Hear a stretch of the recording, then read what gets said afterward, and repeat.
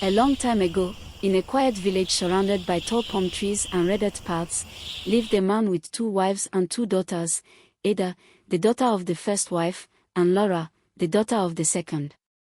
Though Ada was only a few months older, she carried herself as if the whole world belonged to her. She teased, mocked, and pushed Lara around whenever she wished, just as her mother constantly insulted and belittled Lara's gentle-spirited mother. Still, Lara held on to kindness the way some people hold on to hope. Whenever Ada hurt her, Lara would run into her mother's arms, crying, "Mama, why does she hate me so much? Why can't I just do the same to her?" Her mother would wipe her tears and whisper, "My child, darkness cannot drive out darkness. Never give back evil for evil. Nothing good grows from it." And so Lara chose goodness, even when it cost her. Then one grey morning, before the sun could break through the clouds, Lara's mother passed away after a sudden illness. The house became colder. The walls seemed to whisper grief. And without her mother's protection, Ada's cruelty sharpened like a blade. Soon, Lara became more servant than sister. Before the roosters crowed, she was already awake, balancing a heavy clay pot on her head, another in her arms, trudging toward the river in the morning mist.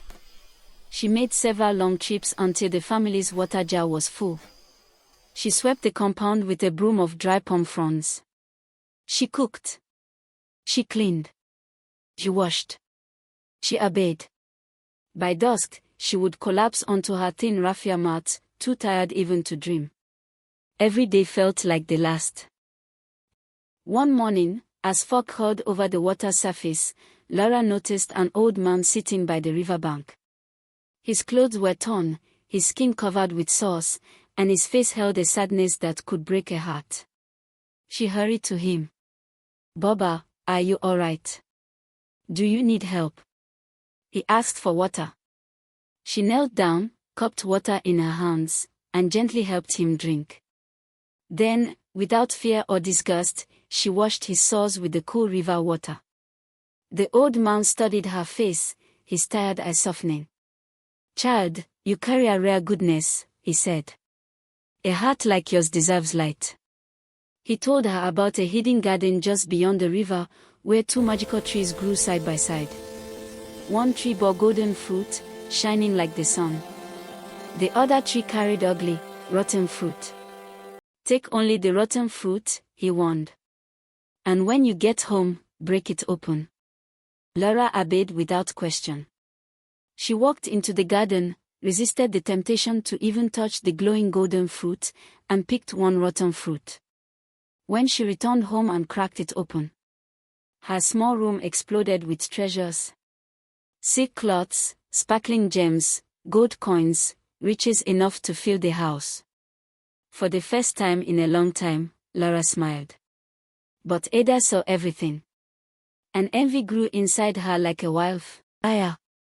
The next morning, long after the roosters had crowed, Ada dragged herself out of bed, grabbed a pitcher, and headed to the river. She found the old man exactly where Lara said he would be. She marched up to him. "Old man, show me the way to the magic garden." He did. And he warned her. Just as he had warned Lara. But Ada scoffed. "Rotten fruit. Never. Do I look foolish to you?" When she reached the garden and saw the golden fruit shimmering in the sunlight, greed wrapped itself around her heart. "These are mine," she said to herself. She picked as many as her hands could carry and hurried home, her mind burning with dreams of wealth. Inside her room, she locked the door so no one would see her triumph. She threw the golden fruits against the floor, expecting treasure. Instead, the fruits burst open with a hiss. Snakes, worms, rats, scorpions, creatures of nightmare, crawling, slithering, swarming into her room. Ada screamed, but no one understood what had happened. The rewards of greed had come home.